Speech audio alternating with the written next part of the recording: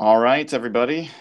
This is Real Hawk Talk, episode 11, and this is impromptu because schedules are crazy this week. But Jeff and I wanted to get together and talk a little bit about the Hawks. Um, Jeff, you wouldn't mind getting us going here?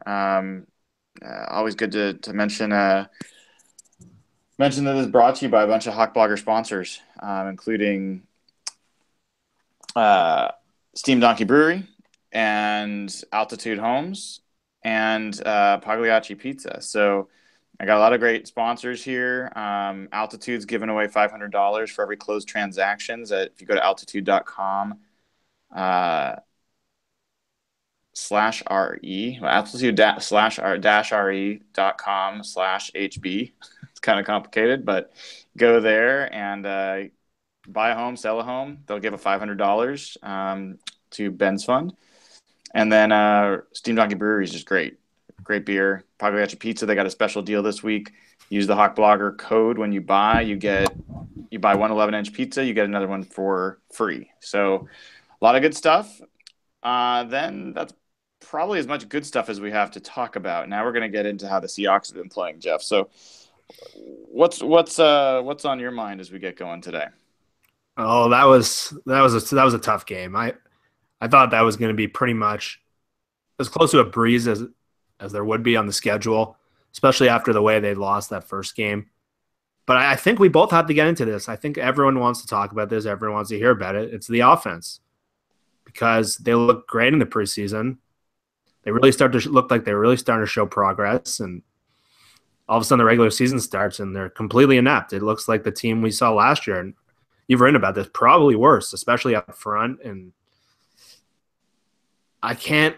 There's just so many things I want to hit on about the offense because it seems like there's no real identity to what they're doing right now. I know how Pete wants to play, and I know Pete wants to be a power running team and play kind of like they did when they had Marshawn Lynch and use Russell on the play action plays and the deep shots and the shots down the field. But to me, all I can think about 2 games into the season, and it was funny. I was talking to a couple people in football about this. John Milkoff, I was tweeting back and forth with him, and I noticed Brock Hewitt liked one of my tweets. And I don't know if this is an overreaction or not, but my thought watching this team is they're trying to be something they're not. And I know how Pete wants to play. I know how Tom Cable wants to play. But you can't really be a power running team when you don't have a blocking tight end. You don't have an offensive line that consistently can run block. And your best players, really personnel-wise, outside of Russell, are wide receivers: Doug Baldwin, Tyler Lockett, Jimmy Graham, which we'll definitely get into later. So it seems like there's almost a disconnect into what they want to be and what they are. And maybe that's an overreaction, but I think, it was interesting to hear Pete mention scheme changes yesterday, because that was my first change. Whatever they're doing isn't working. And it was great to see that fourth quarter and then win like that, but there's nothing to this offense right now that gives me any confidence. I don't know how you feel. I think those are all great points. Look, the offensive line in the current state that it's in is not going to be able to sustain a consistent offensive team for a little while. Who knows? Maybe at any point. That's a real fair question, even this early to ask. Now, did they make some progress this week compared to the first week? I'd say absolutely that they did. And I got some pushback on that people are like, what do you mean that Russell had a tough game and the offensive line played better? Well, as I put it in the article, I was talking about Vern Troyer, mini-me. I'm like, Vernon Troyer can stand on a dollar bill and he can be taller. It doesn't mean that he's tall or even of average size. So did I see the offensive line allowing fewer free runners into Russell Wilson's face immediately on snap? Yes. Did I see that he had, at time, a few seconds to throw? I did. Did I see some opportunity where the running backs could actually make a driving cut into the line as opposed to being avoiding guys that were hitting them 2 yards behind the line? I did. Those are all signs of progress. And so that gives you at least some hope that they're going to continue to progress and continue to get better. And another sign of progress is that the team has recognized what they have in Chris Carson. They could have very easily, we could be talking about why they keep running Thomas Rawls or Eddie Lacy or CJ Procyse. It's obvious that Carson's their guy. They see it, and they're taking advantage of that. So I give them kudos for giving him the ball 20 times in that game and only giving the ball to Rawls like 4 or 5 times. I think that was the right call, and I think it was a big reason why they ended up winning. Yeah, if you're going to be optimistic about anything, right now it's Chris Carson, because I remember we talked about it after the third preseason game that I thought after that game, if the competition really played out, Carson should have opened as the opening day running back. And yeah, they made him earn it, but there's one thing to be positive about. He looked fantastic. I believe the Seahawks controlled the ball in the final 9 of 11 minutes, and Carson pretty much closed out that game. Because if San Francisco got the ball after that missed extra point, you never know what could have happened. It all takes was one run. And it's true. I mean, he's leading the NFL in broken tackle percentage from what I saw earlier today. He's running hard. He's running decisively. So, I mean, I think those are positive signs. I agree. I think you brought up some great points about the fact that they don't have an identity right now. And I think that they're faceless to some extent because they don't have a strength in the sense that when the offensive line is performing at this level, you can't be a consistent running team and you can't be a consistent passing team. Exactly. So they don't have – you have to start with one thing before you can have 2 or 3 or 4 or whatever you're going to need to be a viable offense. And they're still searching for the first thing. And I think they're still searching. I think they hope that now they've got Chris Carson and maybe they just say, look, some of our best series were when we ran Chris Carson 3 times in a row and went 2 yards, 6 yards, 4 yards, and move the sticks and do that against any amount of guys in the box. And they used to do that with Marshawn and was not always pretty, but it established an identity. It established how they want to attack a defense, and it wore teams down. So if you're looking for a place to start, that seems like as good of a place as any. Yeah, and for me, the tough thing right now and why I keep coming back to that disconnect is you look across some of the O-line. Reese Odiambo, left tackle, he's not a good run blocker. It's not part of his game. And yeah, he was the backup plan to come in, but he's really struggling in run blocking. Luke Jokel, he's still coming off that surgery, and he's having trouble anchoring other offensive linemen. He's been put on his back a bunch, but he did really show some improvement a little bit. Justin Britt's a pretty good run blocking lineman. Jermaine Ifedi, when his technique is on, he's a really good run blocker. But Mark Lewinsky he's really struggled at that position. And I know people weren't the biggest J.R. Sweezy fans because he wasn't great in pass protection, but at least Sweezy, when they ran that system, he had a clear strength. He was a mean, tough run blocking right guard. And now you have Mark Lewinsky, who really doesn't have a real strength on offensive line. I think he should be replaced as a starter this week. I don't know if it's Ode Abushi. I don't know if it's Eason Posick. But I think Lewinsky, whether it's pass pro, whether it's run blocking, he's not really excelling in either. And I don't think he's earned his position. And I would like to see them make some changes up front. There's not much they can do with most of those other guys with Reese, but I don't know if they go more spread concept, maybe run out of spread with Carson, maybe throw on first down more consistently, but they need to use their players in a better way because Doug Baldwin he's not dominating like he should. And we saw a dominant player last year, a dominant player in the preseason. And it's not on him. He's not in a position to succeed right now because right now another thing is Russell hasn't been playing very well. And I don't know what your thoughts were on Sunday's game. I know there was a lot of rain, but Russell's missing throws. And we saw some stuff with his mechanics where he was missing high throws, missing low. He missed some guys down the field. He missed Lockett in the Green Bay game. And Tyler Lockett's been open a bunch, by the way. I'm really impressed with how he's come back. But you combine the offensive line, the receivers couldn't catch this week, but Russell needs to be better. If he's a franchise guy like we all talk about, and we all know he is, he can't play like this. I think that's right. I look at it as this is well, I guess there's one part I kind of push back on. I don't think Russell Wilson's been playing poorly. I think that first game There is not a quarterback in the league that would have played well No, in that no, game. no. There may have been a quarterback that would have gotten the team out of some bad plays before the snap or given them a chance to be more successful, but I don't think anybody would have had a great day with that offensive line performance against Green Bay. Sure. Last week, I don't think he played that well. And did I think he played horribly? No. But a lot of this has to do with expectations. I heard Mike Salk, debating this a little bit with Brock Heward on their show on Monday morning. And Mike Salk was like, "Oh, I'd give him a B plus because I'm looking for a guy that, he had the moxie to lead the winning drive at the end, and he found a way to win and lead them back even when things weren't working. And if the guys had caught a couple of the passes that they should have, his numbers would have been a lot better." And Brock Cure said, "Look, I think that he's a C or C plus because he put the ball in harm's way and missed some throws." And Pete Carroll was kind of in the middle. He said, "Look, this there were some throws that he missed, some reads he missed. There were some passes that he put in the wrong place because he didn't read the play the right way." And I think, Jeff, a lot of this comes down to expectations. Yeah. I expect Russell Wilson to be, if not the best quarterback in the NFL, I expect him to be in that conversation.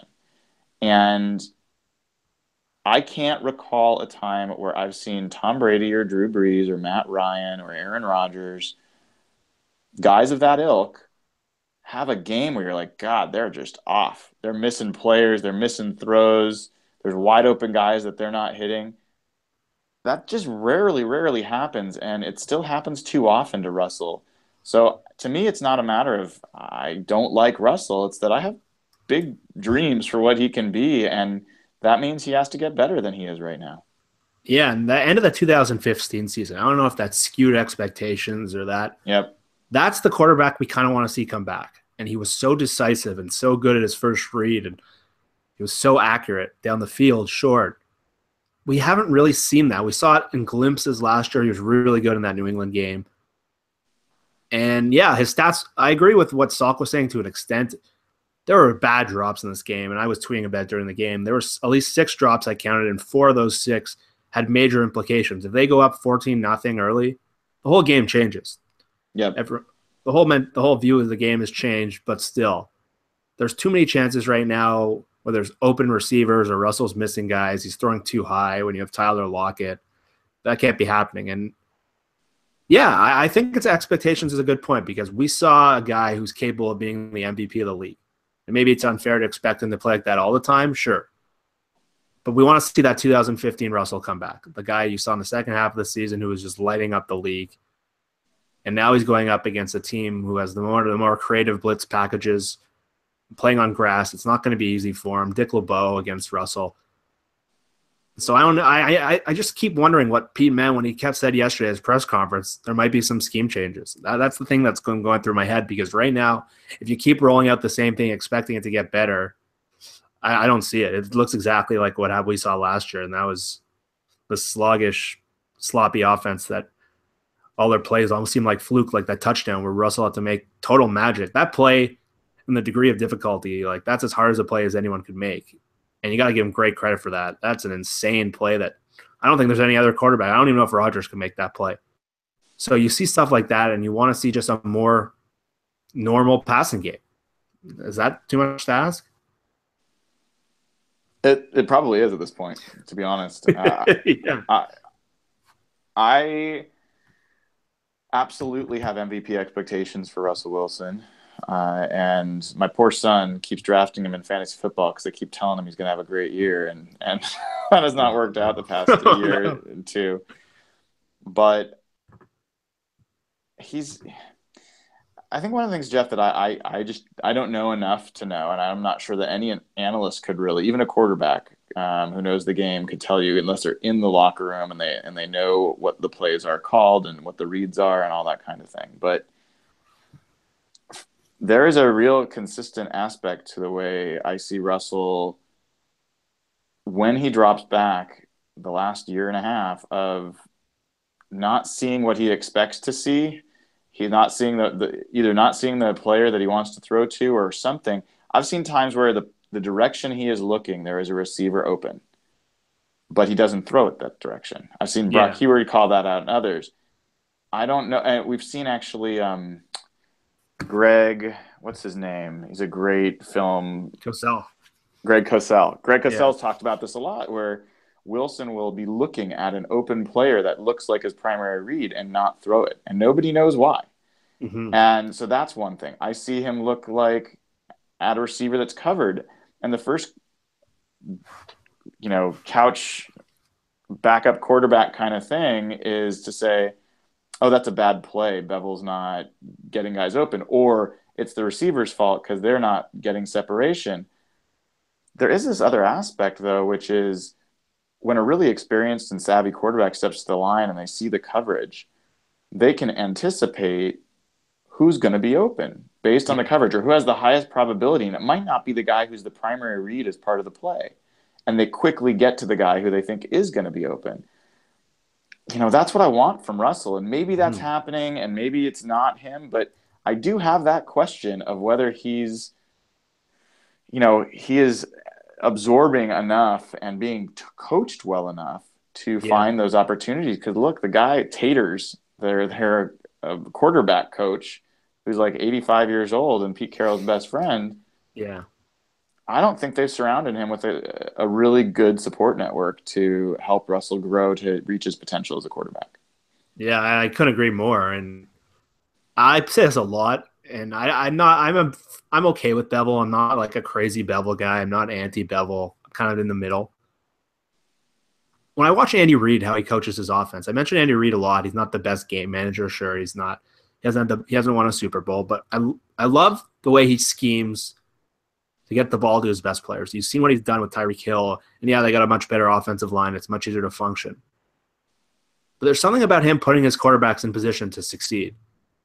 And Russell, everything just seems like almost a Sandlot play, except when he drops back and finally gets some protection. There's too much randomness. They don't seem to have like a rhyme and reason to their offense.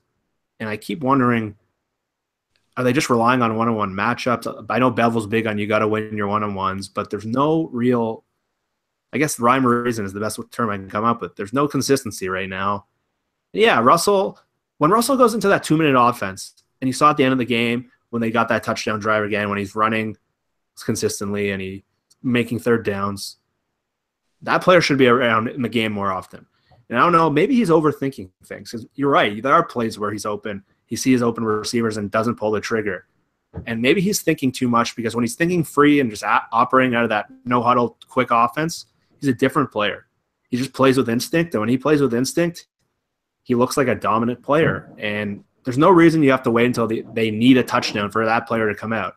It's too often with this team where the second and third quarters are total washes until the last 2 minutes of that first half or whatever. This can't keep happening. And yes, the receivers did hurt him. We can't emphasize that enough. But with this kind of skill around him, yes, the offensive line makes it so hard to operate. There needs to be some consistency. And I don't know where it's going to come from. And I do believe Russell can figure it out. But you're right. The coaching, maybe you think about a change because look at the Bengals, right? The Bengals have pretty decent skill players around them, a similar offensive line situation. They lost Andrew Whitworth. They lost Zeitler. And they saw an offense that really had no rhyme or reason to it. They were just, I believe the term was they were just calling plays, but there was nothing that led to each other. They fired their offensive coordinator this week, and that's very uncommon for Marvin Lewis and that team to do. That was my first thought watching this game. At some point, why are the Bengals thinking this isn't good enough and the Seahawks thinking, oh, everything will be fine? Right? Well, I'm not calling for their heads, but I'm just that thought definitely crossed my mind during the second and third quarter of that game. Well, Pete Carroll is a big difference in that Pete Carroll sees the potential in everybody. Yeah. And unfortunately, I don't know if Pete has a blind spot for his coaches, but he doesn't seem to have, the same threshold or same level of expectation for his coach's performance as he does for his players in terms of always compete and, the best person's going to win. I do wonder a little bit about that. I think the team. Look, I don't believe that a new offensive coordinator is going to be a cure-all for this. You've got a serious problem on the offensive line, and it's going to take time for that group to gel.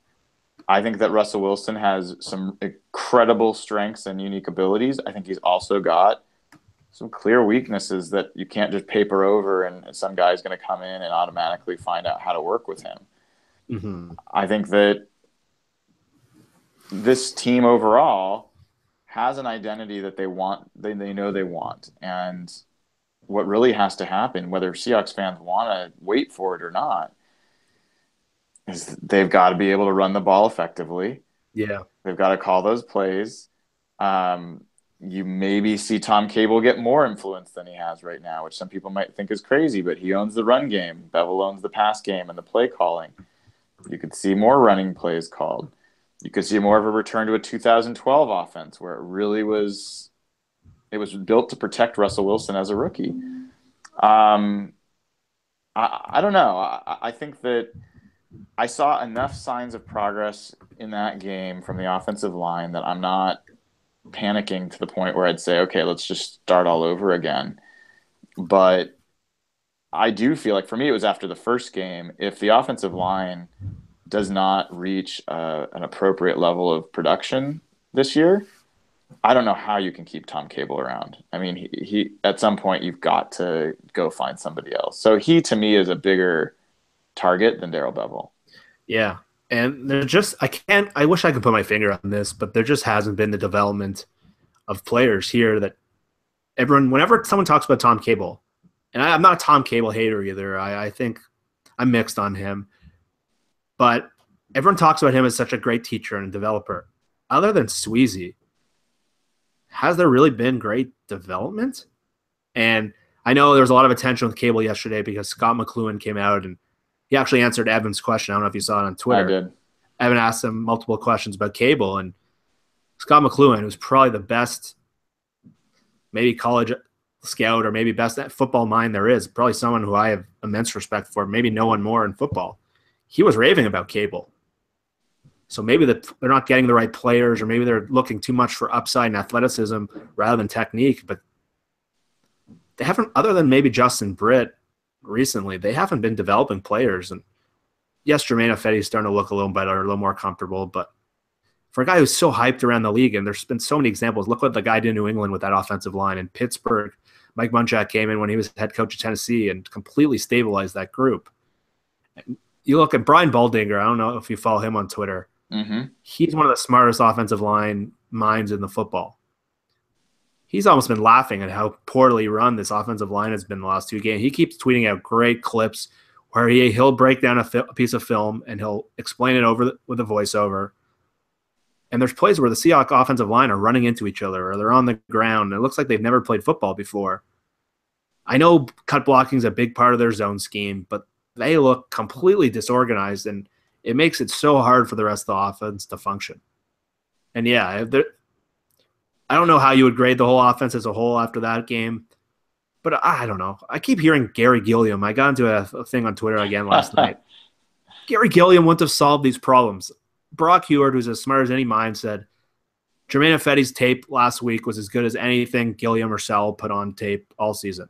I don't know if he saw the All-22 or whatnot, but Brock is smart enough and played behind the great Seahawks O-lines and pretty good Indianapolis O-lines. He knows what these players look like.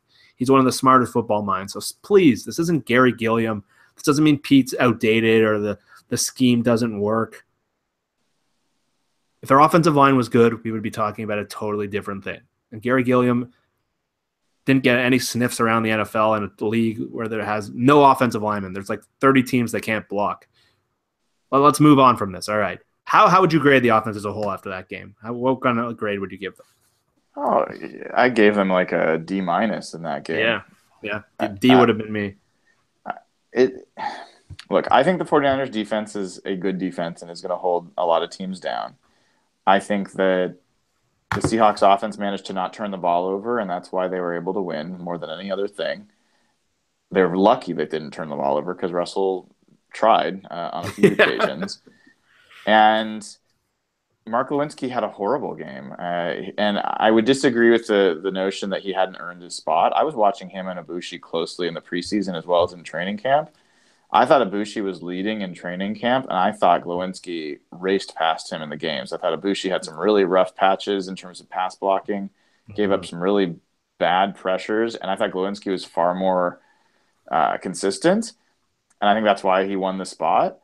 I think he has done as much to lose that spot as he did to win it in the first 2 games, and I think we are likely to see. You keep talking about the scheme changes that Pete referred to. Well, the exact way that went in the press conference was Greg Bell of the Tacoma News Tribune asked him, "Are you talking about scheme changes or personnel changes?" And Pete said yes.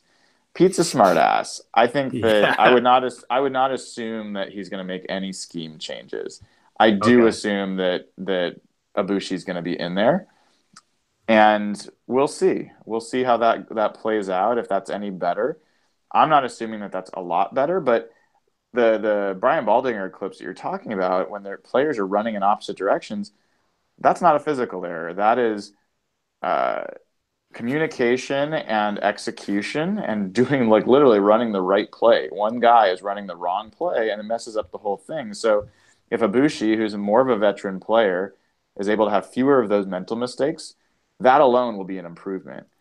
And then we'll see with the talent on the line. I think Ifedi, I've been talking about this before last week, I think he's made some strides. I think he's given me hope that he can be more than a terrible, awful right tackle. And that's a start. Britt's been playing well. I think that Odiombo has a lot of trouble in the run game, but I thought he was better last week in pass protection. It wasn't good, but he was better. So, they've got to start piecing these things together, and then they've got to start thinking about how do they get the quick passing game working the way they have in previous seasons. And if they can get play action going at all, then you've got an opportunity to really think about how to get someone like Jimmy Graham involved, if Jimmy Graham's still around.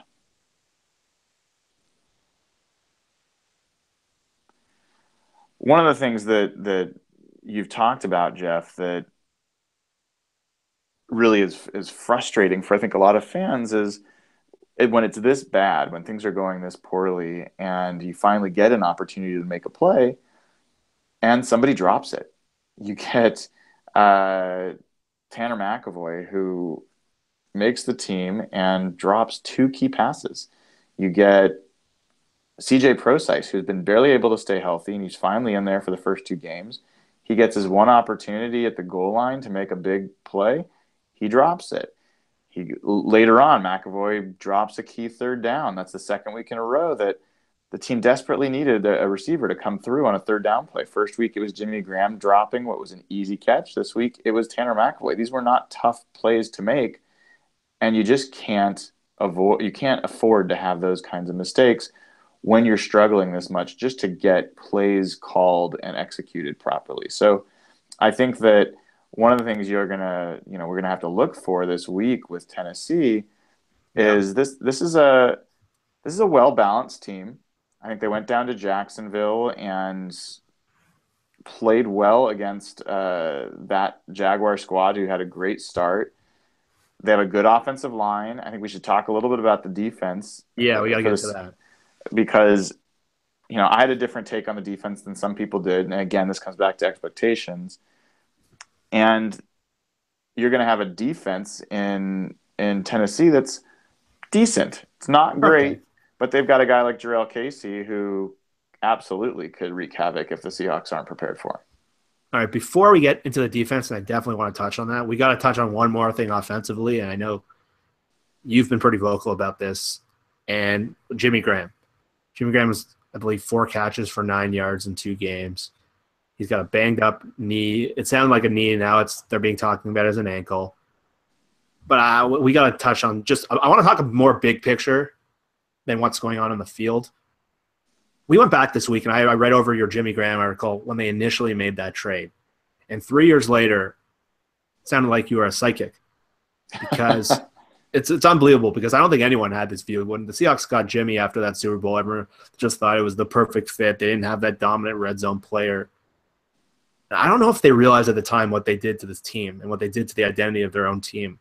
And they really haven't been the same since. Max Unger was such a good center, but really the biggest thing, almost even if you eliminate Unger for a second, is they haven't had that blocking tight end. And Zach Miller was such an important player on this team.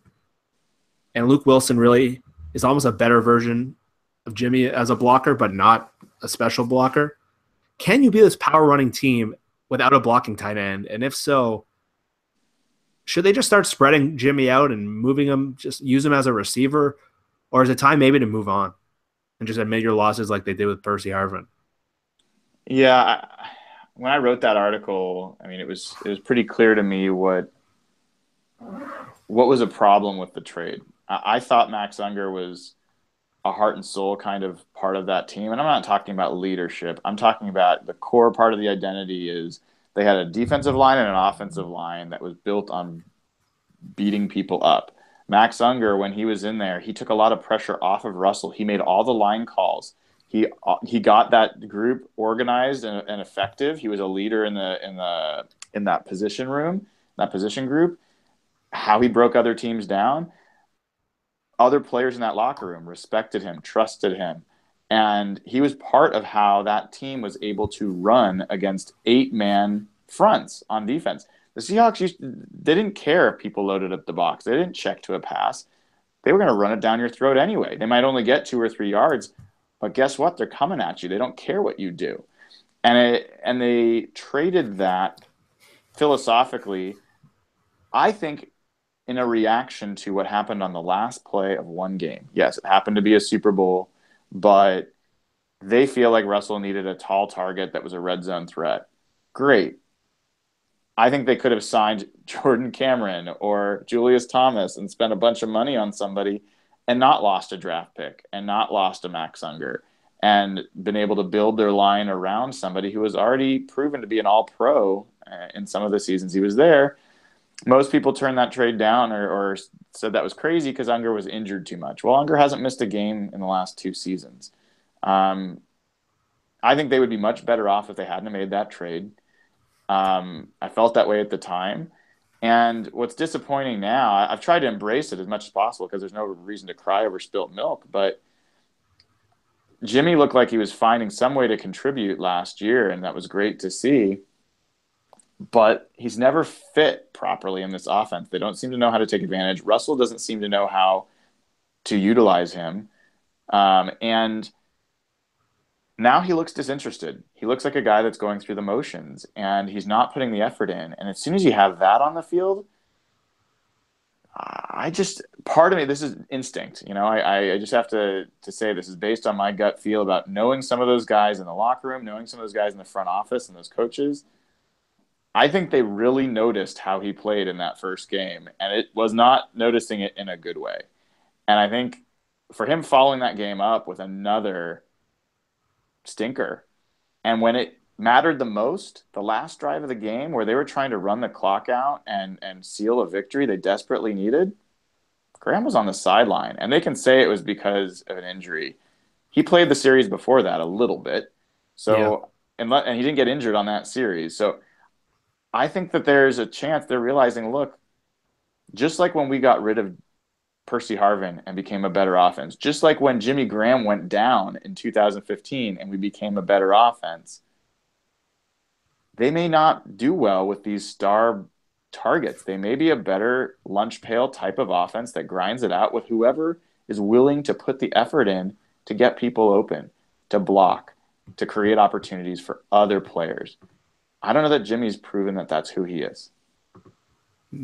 No, and they haven't been the same without that blocking tight end because it's essentially like a 6th offensive lineman. Zach Miller had that play where he'd block at the line of scrimmage and then roll off and be a quick passing target. And they really, when they drafted Nick Vannett last year in the 3rd round, he was pegged at that next blocker. I know some of his teammates compare him to Zach Miller.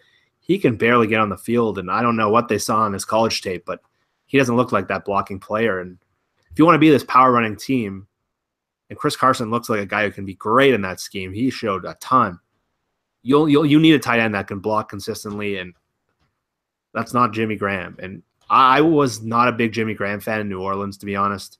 I remember those games where the Seahawks kind of bullied him. and they got in his head, and he seemed like a guy who was shrunk at the biggest moments. Yeah, he's an athletic freak, and yeah, he showed me a lot last year coming back from that devastating injury and being such an important role player on that team last year. Coming back from that, I really gained a lot of respect for him personally. But on the field, I've never really thought he was a great fit for what this team is and the toughness this team has and the identity this team has. And yeah, you said it. They can't figure out how to use him. And if you can't figure out how to use him, it's almost a waste to have him on the field. And right now, I think you got to look like they did for Percy, even if it's a low draft pick. If you can get better as a team and you can maybe spread the ball around to your receivers more and you're not locking into him because he's not making them better right now. And I really thought he would be this year. I thought the contract year, he looked great in the preseason. He looked great in training camp, but I'm starting to think you're right. And I think they might move on from him. But yeah, I say we hit on the defense now. I don't want to spend too much time. My personal opinion, they had a good game. Very good game. You only allow 99 passing yards. Other than a couple, probably 3 or 4 big runs, they didn't really allow much. But I think you hit on a good point in your article, recapping the game, that I think you should touch on, because you made a good point about the defensive line.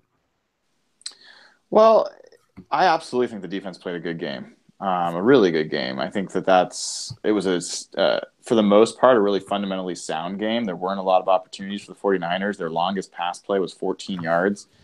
And I think that was a run after the catch, too. I don't think they had any receptions that traveled more than 10 yards in the air. I mean, it's crazy.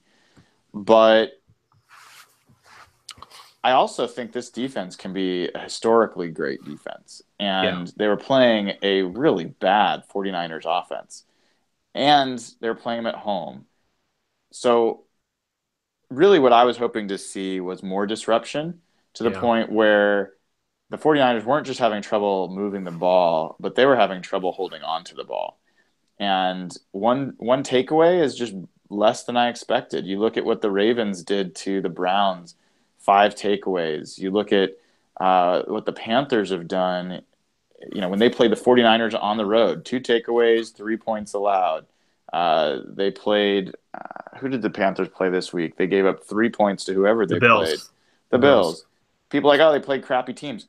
Well, guess what? We just played a crappy team at home, and I think our defense is better than those defenses. So, again, it's an expectation thing. I'm looking for this defense to be able to create 2+ turnovers against really inferior offenses, and I think the team's going to need them to be that disruptive, and they just weren't quite there. So I don't mean that as a major criticism, but there's a lot of money invested in that side, and they just grabbed Sheldon Richardson. I want to see them be unblockable. I haven't seen that yet.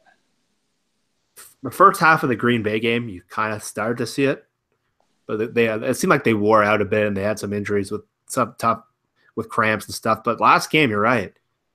They weren't really in the face of Hoyer. Hoyer just didn't have anyone to throw to. And they played a lot more base than I thought they would have, maybe because the 49ers don't have the defensive talent. But I'm a little concerned when they're giving up those chunk plays again in the run. I know Kyle Shanahan does a great job scheming. He's probably the brightest offensive mind in all of football and maybe the best schemer of any offensive coach, and they found some ways to do some tricky things that open those holes. But that was 3 huge runs, one of them at the end of the second half, that allowed them to tie the game. They shouldn't be allowing plays like that with their run. I don't know if they're missing that 4th defensive tackle, or maybe Sheldon Richardson's been a great run player. I'd like to see him be a little more dominant against the pass, especially at CenturyLink with the crowd noise. But overall, I'm pretty happy with the defense. The one thing that's been kind of strange to me, and it might just be a weird reaction, it's only been 2 games, I haven't noticed Cam Chancellor on the field at all. This is both positively and negatively. He hasn't had any coverage errors, which you can sometimes see against other tight ends. He's been pretty fine in coverage, but I haven't seen him have one of those big physical hits or even an impact play at all. Am I missing something? Because you saw Earl fly all over the field in that Green Bay game, and you saw the linebackers play fantastic this week, but I haven't even noticed them. Have you? No, I think that's fair. I think that he's been one of the things that Cam doesn't get as much credit for is just how sound of a player he is. Yeah. He's where he needs to be. He's often the guy that's getting people set up on defense and correcting mistakes both on the practice field and in the when they're playing the games. So I think he's been playing very effectively. He has not had a lot of impact plays. I think that's absolutely true, and he has not showed up that way. Another guy I'd kind of bring up that has not had a great. Well, I wouldn't say Cam has not had a great start, but he hasn't shown up that much. I think Cliff Averill has not had a great start. He's a guy that is not getting consistent pressure off the edge yet, and they need him to be. That's his whole job. And so he's a Leo full-time pass rusher, 11 and a half sacks last year. They need him to do that. I'd like to see more from him. I think as someone who's been a really big fan of David Bass and hoping that he would make an impact, I think he's looking like I have some doubts about how much he's going to contribute. I think Marcus Smith is a guy that maybe starts getting more and more of those snaps, and I have some question about whether Bass is on the team in a few weeks. I'm just not sure I'm seeing enough from him. So, look, I know we're switching back and forth here, but just in talking about some guys that I think that we could see some lineup changes around. Yeah. I look at, on offense, one of their challenges is getting enough good blockers on the field. They've got Tyler Lockett and they've got Doug Baldwin, who are both willing blockers, and Doug's a good blocker, but they're undersized. I think you could see more Amara Darboh. I think McAvoy's been getting some of those snaps because he's supposed to be a little bit better, but I think Darboh's, as someone who's been really critical of him, I thought he's played noticeably better in these two games and looks like a guy that could help. I think that you could see a little bit more Marcus Smith. I think you're going to see more of Bradley McDougald. I think we already talked about Ode Abushi. Wouldn't shock me if we start seeing a little bit of Ethan Posick over time rotating into some places. So I think there are some differences that we could see as time rolls on. Okay, one player you'd like to see more of on offense and one player you'd like to see more of on defense. Well, I'm definitely going to go with Darboh on offense. Yeah. And, I would say Chris Carson, but as long as they don't reduce his chances, I'm fine with the percentage he's getting right now. And on defense, that's a good question. I guess I'd like to see more from Shaquille Griffin on the field. He got fewer snaps this past week, and Jeremy Lane was out there. I didn't love that. It worked out okay, but I would rather Griffin be out there. I think he's going to be a guy that has a bigger chance to make impact plays than Lane's going to be. All right, for me, I'm going to go Frank Clark on defense, and he's still getting a lot of plays, but he might be their best defensive lineman as a pass rusher right now, and he's just an athletic freak. Mm-hmm. And that play he made in the end zone last week that almost went for a safety he just makes a play every week. It was a spin move in Green Bay he made. I just want to see more of him. This guy could be a 15-sack player if he gets all those snaps. So not like he's not getting snaps now, but the way he's playing, I definitely want to see more of him. And on offense, Darboh's a good pick. Maybe Luke Wilson. Maybe have Luke Wilson as a bigger part of the game plan. He's more of an all-around tight end than Graham is, and I'd like to see Wilson. He made some good plays down the field last game. He made some really solid blocks, so I'd like to see him more involved. And CJ Prosise, I'm still okay with. Just catch the ball, please. But I think he has value as that third down receiver still, and I love how they used him in that New England game still, and I'd love to see him in a role like that, but just those drops were awful. That was a touchdown you had. That was a big third down that led to points for San Francisco. You got to catch the ball. Yeah, Darboh over McAvoy. I'm all in on that one. And okay. Well, the interesting thing with McAvoy before we leave that is that it seems like Russell's more comfortable throwing the ball up for McAvoy than he has been to Jimmy. And I don't know why that is. I mean, McAvoy's 6'6", Graham's 6'7", but he actually put the ball in places that were appropriate for McAvoy to go get it. He tends to underthrow or throw too low to Graham. I don't know why that is, but I'm not at all giving up on McAvoy. I know everyone's down on him. He had a really frustrating game, but I'm okay with him continuing to get opportunities. Mm-hmm. And there was all the Cason Williams talk. I know people are still upset about that, and I'm okay with that. Cason Williams was amazing in the preseason, and he's still inactive for the Browns, so we're still that we wish he was still here. But we got to move on. He's not here. I doubt he's coming back. And yeah, so it's a very interesting game coming up with Tennessee because we mentioned earlier they're an exotic blitzing team. It's going to put a lot of strain on the O-line. Derrick Henry and DeMarco Murray are really good runners. They're power runners. They have a great offensive line in Tennessee. So you're asking the O-line to play well, and you're asking the run defense to play well. And I bet they're going to be able to nickel a lot more. The Tennessee has moved more towards a 3-receiver offense than a 2 tight end offense, which they were more last year. They drafted Corey Davis high. They signed Eric Decker. I think we'll stick to the game I asked you. What's one thing you want to see on offense, not player-wise, just overall group, and one thing you want to see on defense? If I had to pick one thing on offense, it's that Russell Wilson looks like he has some sort of rhythm and some confidence in what he's doing. It can be that he is decisively choosing to scramble because there's pressure and picking up yardage that he can. It can be that he's taking quick drops and giving it off to someone, or that he's running read option, or that he's handing the ball off, whatever. I want Russell Wilson to look like he is in command of what's going on with that offense. So that's my thing on offense. On defense, I really just want to see more pressure and more disruptive pressure that moves the line of scrimmage. And it's a tough offense to do that against. But, man, they've got so much talent on this line. If it's not going to be overwhelming to opponents, we've got bigger issues. So I'd like to see that continue to build to where teams don't know how to deal with what the Seahawks are doing on the defense. Yeah, I guess if I had to answer, for offense, I want to see more the quick strike passing game that was used so well in 2015.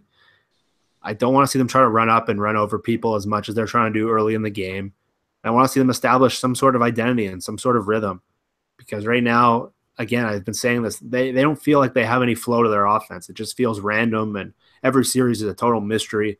I want to see a consistent theme to what they're trying to do. And they're playing the Colts next week, who probably have the weakest roster in the league right now. So I want to see them starting to get rolling and establish some sort of identity when there's a clear idea of who they are and what they want to be. On defense, I want to see the takeaways. I know you mentioned this earlier. With this defensive line and this secondary talent, one takeaway, well, I guess it would have been 2 if not for that horrible call. Well, there's still 2 takeaways. It just didn't count as a touchdown. So it's 2 takeaways in 2 games. I want to see more. I want to see numbers return closer to the 2013 season. And with this kind of D-line, you shouldn't be struggling to take the ball away. And Marcus Mariota can throw interceptions. He's the kind of player who's still learning how to play quarterback in the NFL. And with this kind of roster and this kind of talent, I'd like to see them return to that level. So that's where I'm at heading into this game. In a game where it's going to be really interesting to see how they match up against one of the more talented AFC teams. They struggled the first week, but it's a good measuring stick to see how they do on the road after what looked like a game where they showed some progress, but I still want to see more. I'm with you. Jeff. And I think with that, I gotta head back and do my day job. But yeah. I'm glad we got a chance to catch up this week a little bit. Hopefully, I think we've got some good guests for next week and pick it back up where we left it off.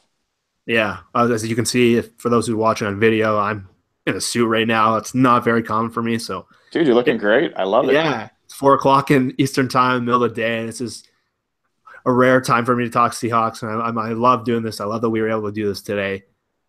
And yeah, hopefully next week we're not talking about all the gloom on offense. I think we're hopefully talking about progress and the Seahawks returning to one of the elite teams in the league like we think they should be. But right now, they just look like a middling team with a great defense that's being wasted.